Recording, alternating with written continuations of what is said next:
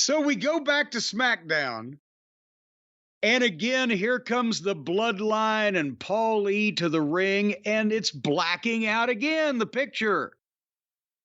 Because Fox is mad at something, I don't know.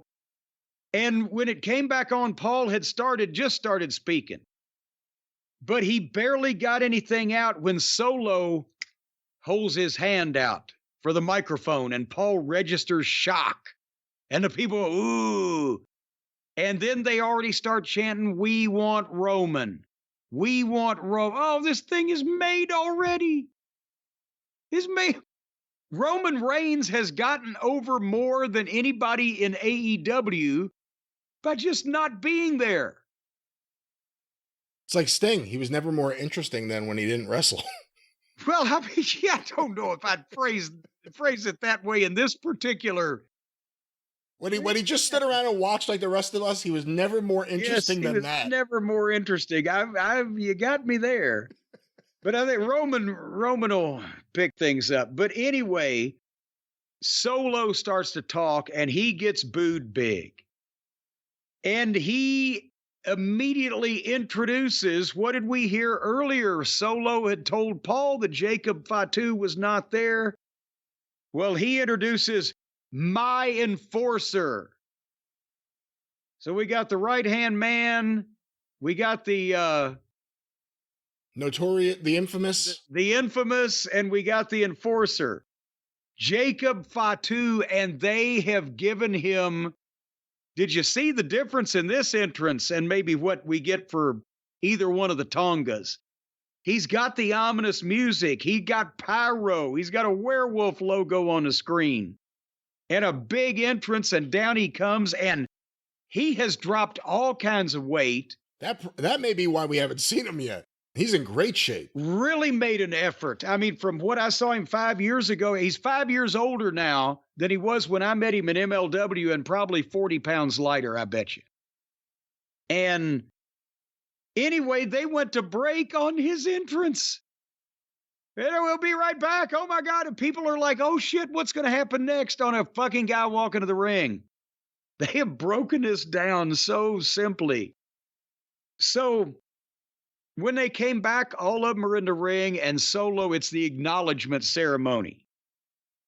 And Solo tells New York City, Madison Square Garden, acknowledge me. And Heyman's over there just mortified. And he's covered his face, and he looks, as we said, just like shit. He's hair disheveled and not dyed, and no makeup, and stubble on his face, and his eyes are red.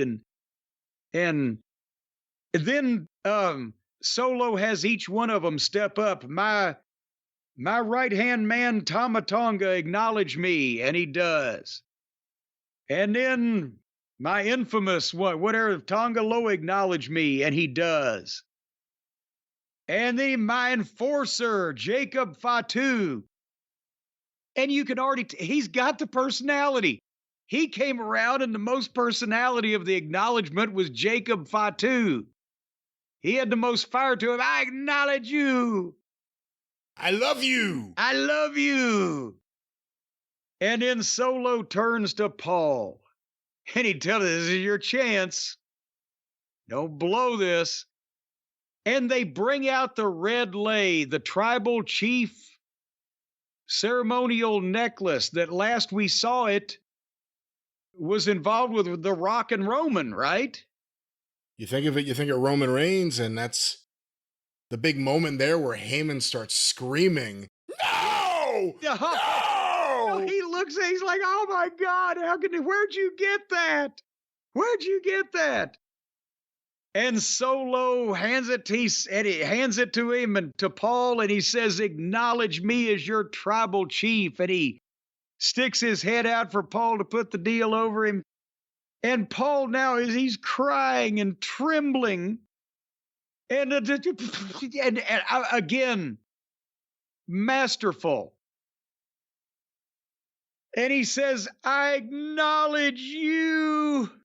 And he knows what he's about to do. Are not my tribal chief. And he throws the lei down, and the place blows. The biggest pop of the night. They have made biggest pop of his life in Madison the Square biggest Garden. pop of his life, yes. But they have made Paul Heyman a babyface. Paul Heyman, the most disreputable human being, is now the sympathetic figure. Is a genius. I told him when we did our thing, I said, Paul, you and Genghis Khan are the only ones going to turn me babyface, and now it's brilliant. So anyway, Solo spikes Paul, and down he goes. And then I know when he's laying there, that's when I saw that his stomach was at least 18 inches above his chest. Oh, stop it. When he was laying flat on the ground. 18 inches. Will you leave him alone? What are you talking about? At least a foot. Can you say it was less than a foot? Come on. I wasn't measuring, and neither was anyone else. All righty. Well, anyway. 18 inches above his chest. I'm just telling you, it was. And then Jacob Fatu goes to the top and does the diving headbutt, and Paul sells it in a trembling fashion where he looked like Jerry Clower somehow and retching. Should it have been a splash? I'm not a big fan of the diving headbutt. Should it have been a splash? Well, I can understand they didn't want to take any chances with Paul, and he is, elderly. And maybe they wanted to save it for the next one. I think a splash, I would have not had a problem with Jacob Fatu splashing me. Any of the other ones, I don't know. But I'd have been okay with Jacob. But they do the diving headbutt, and then they drag Paul by the foot. He's just like a giant mattress that they're dragging around at this point. And they clear the desk off, and they're going to do the deal where all three of them, two of them pick him up and hand him to the other guy, and they powerbomb him through the desk. And I swear to you, obviously he's giving it his all, because believe me, folks, this was Paul's all. Physically, this was Paul's all. At his age especially. Well, at any time in his life, here's the thing. He had the verbal immediately from day one. And he got the mental, both the booking and the managing, fairly quickly. He didn't have that all when we did our shit in 89, but he got it fairly quickly. Some people never get it. He's had all of that for a long time. The only thing he never got was the physical. And from experience, if in a match, if you would lay your hand on him, it would be like he was a stone statue. He was so tense. And if I would draw back, much less anybody of some size and repute, if I was drawing back to punch him, he would bend over, stick his chin out, throw his hands over to the sides, lean his neck back, and freeze immobile. So there's no way it was a moving target. You had to, he was very nervous about these things.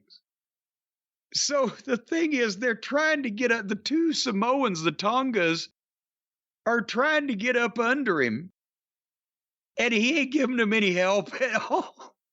And they're trying to be easy with him, obviously, but they get him up and they hand him to brother there, and you see Paul's face. Well, first of all, his giant, massive midsection is. You got three fucking 200-something pound Samoans trying to get under this goddamn weight. It looked like, I don't know, it looked like Paul was shifting from side to side because, fat is more malleable than muscle. But anyway, Paul's face looked like he was about to vomit. He wasn't doing the big wide-eyed, oh my God, or he was, waving in the air, oh my God. He was holding on and like, oh, please don't let them hurt me, oh my God. And then they powerbombed him through the thing, and he went back over on the back of his head on the other side of the desk. So, yes, clearly, the biggest, but that is Paul Heyman's Hell in a Cell bump or scaffold match bump or whatever. That's the most important bump he will ever take. And people are going to remember that for a long time.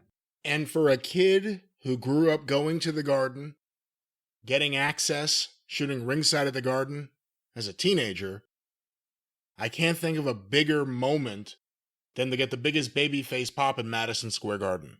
Yeah. To be a part of this big angle. Yes. And that I can identify, because mine wasn't Madison Square Garden. Mine was the Mid-South Coliseum.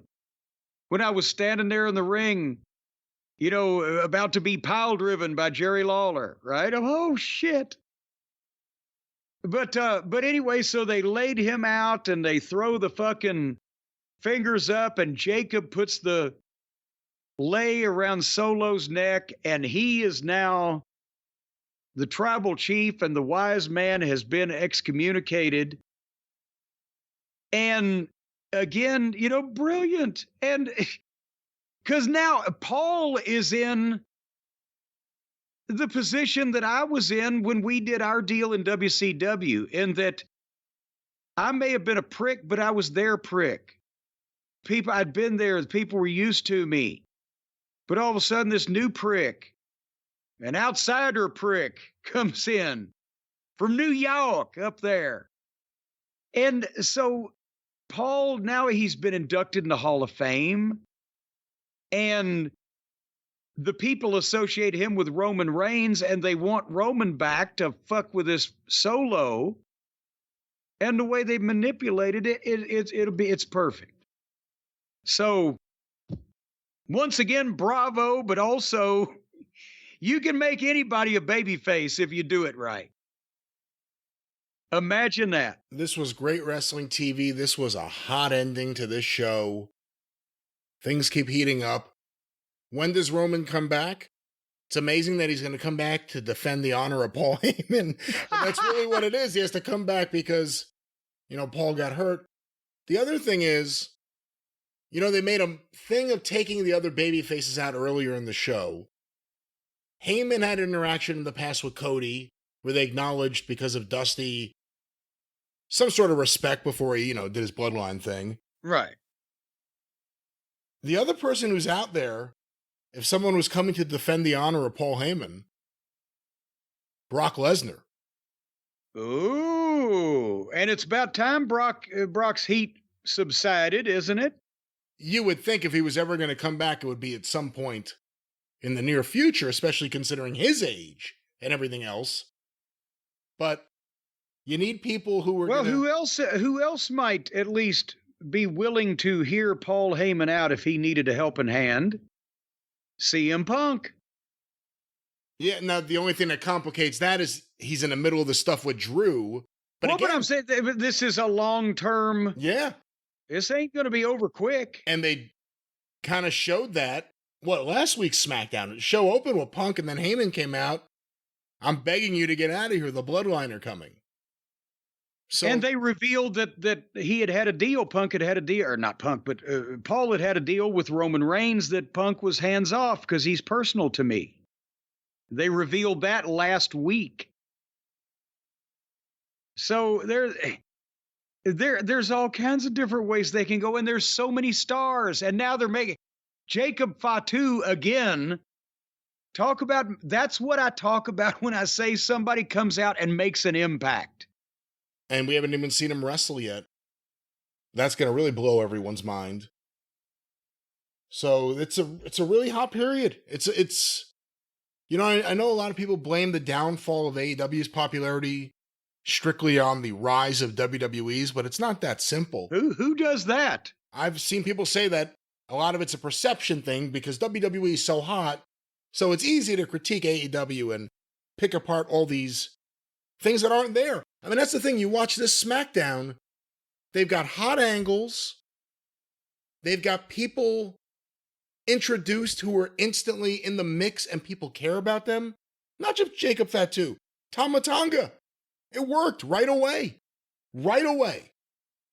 They've introduced more people in the mix. And Solo, I mean, really, if we want to talk about it, we should address this here. I want to get your thoughts. Solo was the enforcer for Roman Reigns. He had come up from NXT. His brothers are the Usos. He was in that role for a while. How do you think he's doing in this role? He obviously has a lot of heat, it seems, for WWE. How do you think he's doing? Because this is clearly the elevation of Solo Sikoa. I think I think he's doing great with the look. I think he's doing great with the promos. Remember the thing we've said, his matches are kind of basic, but now that they're surrounding him with a group of these, these other guys that are either more experienced than he is, better workers or whatever, but he's got not only the cachet of having been given the spot, but also can probably do a leader of the group promo better than these other guys. And it looks like a Samoan mafia, doesn't it?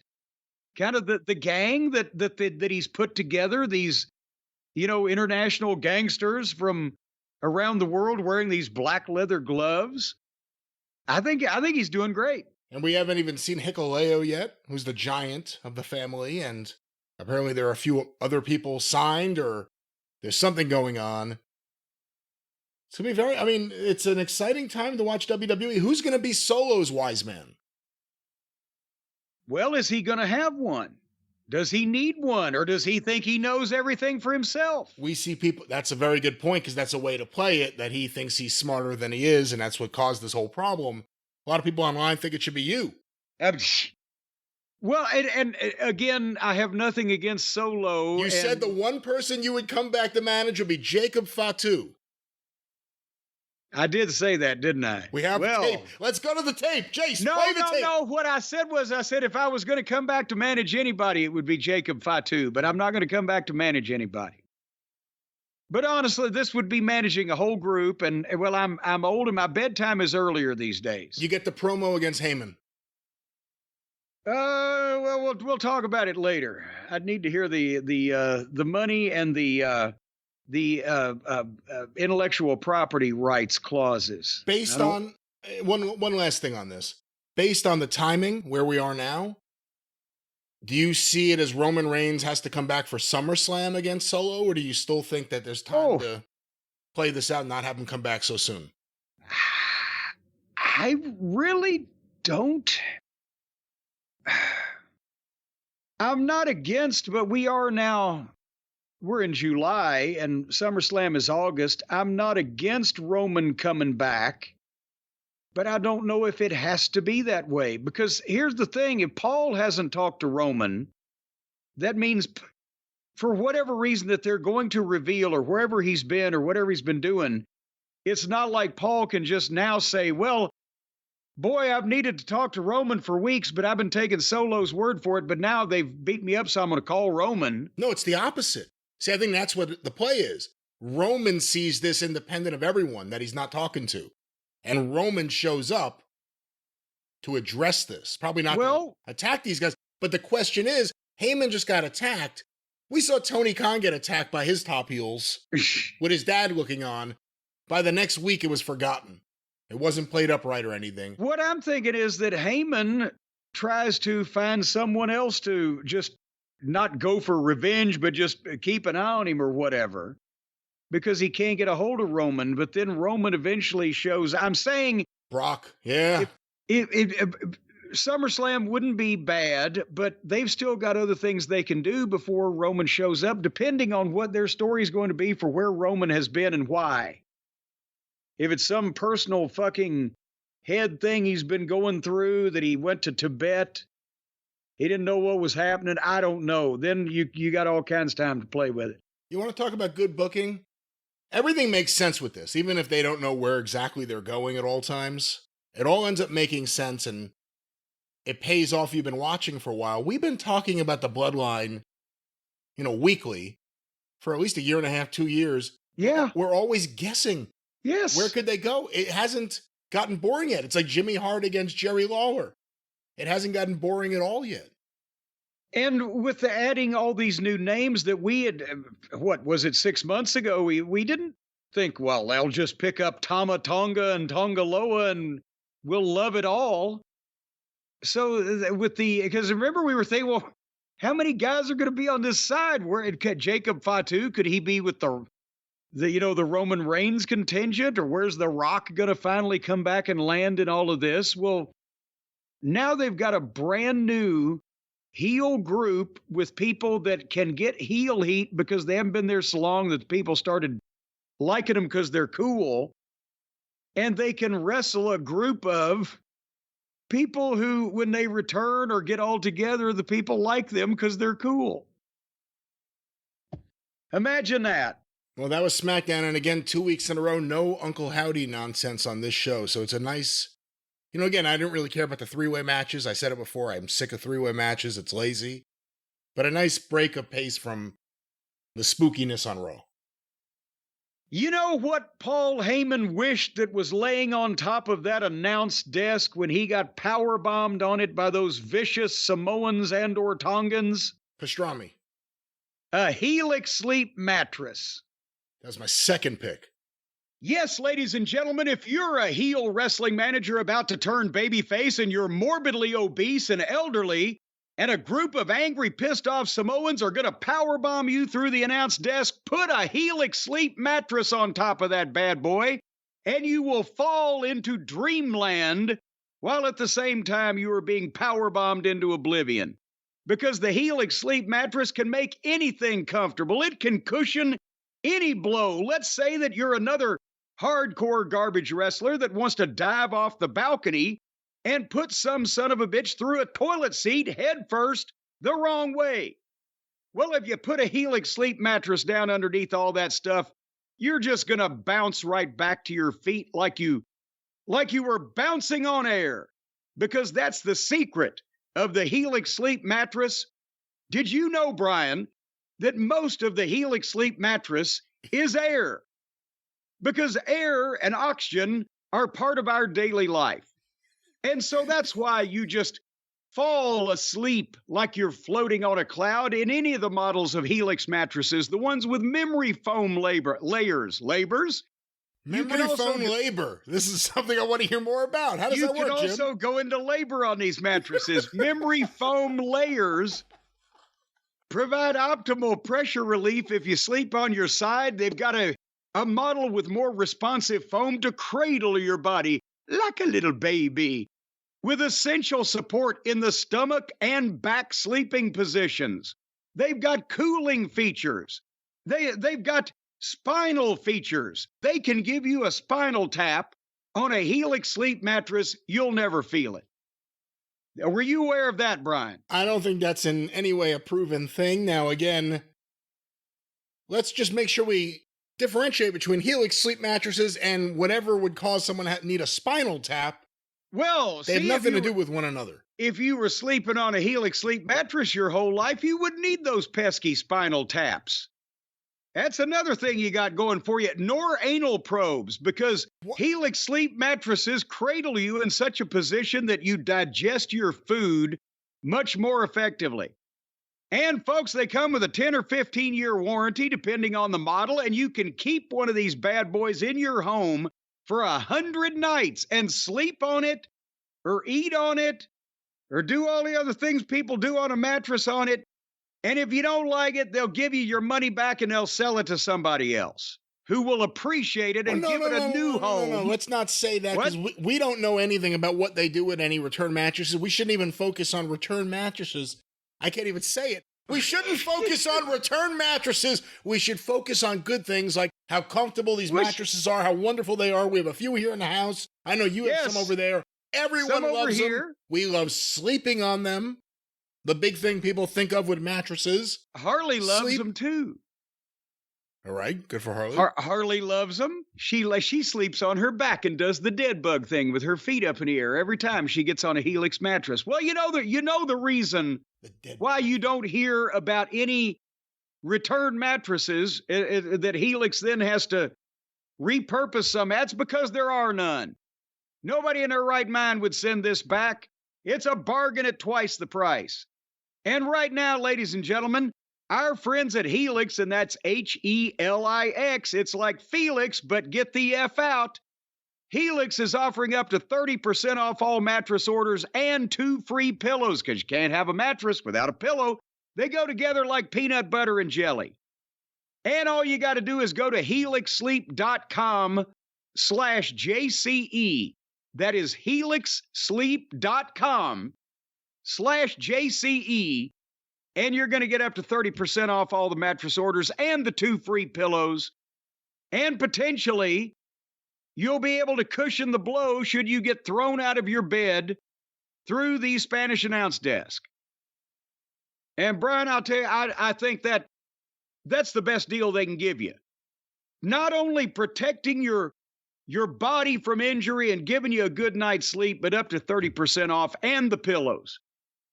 And you can put one behind your head and one between your legs, and then you'll be all curled up. Imagine if Heyman had a Helix sleep mattress the night before. He looked like he didn't have any sleep. If he had had some sleep on a Helix sleep mattress, maybe he would have had the energy to, run and grab a hot dog. To run away? Instead of standing there? To jump the rail, yeah, to turn into 1989, Paul Dangerously all over again. Jump the rail. He couldn't have jumped that rail in 1989. He'd have tripped and fallen. But nevertheless, that's a good point there. If he had had a good night's sleep, or maybe he had the 2 free pillows that Helix Sleep gives you, along with the up to 30% off the mattress orders, stuffed in the front of his pants, thinking that they were going to somehow give him a bump on his face and he was going to be padded, and they went the other way. And that's why his stomach was so large. Did you ever think of that? You can't get past the stomach. I had 25 pounds on him 35 years ago, and now the worm has turned. But anyway, your worm's going to turn. Folks, if you've got worms, they enjoy sleeping on a Helix Sleep mattress, so you'll please the whole family and all of your parasites. HelixSleep.com/JCE. That's their best offer yet. Don't expect it to last long. So that they're our longest running sponsor. We love them around here at Helix. We think about them every night when we lay around here at Helix. You said around here at Helix. You work there? We love them around here. Helix Sleep is what I was saying. We love them around here, and then I named the people that we love. Helix Sleep. We love them because we think about them every time we lay our little heads down for a good night's sleep, and you should too. I do. Now I'm talking about the royal you out the listeners. I am the royal you. I'm a king. I know what you're thinking about when you lay down and go to sleep. You're thinking about getting up early the next morning and screwing somebody. That's what you're doing. Again, I don't know why you say some of these things that you say. You're a capitalist pig. No, I'm not. Yes, you are. You're all about making money. You ought to join me down here in the fucking communist enclave I got going on here. We're distributing all of our wealth to each other. Harley's got something, she gives it to me. I got something, I give it to Stacy. Stacy got something, she gives it to Harley. What about Hotchkiss? Hotchkiss don't get shit. Hotchkiss is one of the workers. Isn't that how communism is supposed to work, Mr. Marx? You're supposed to give the money to the workers? No, we're giving the money to each other. We're sharing our wealth to each other. So it's private communism. Yes, it's private communism. That's why it's an enclave around here. But Hotchkiss don't get shit. I don't leave him anything but alone.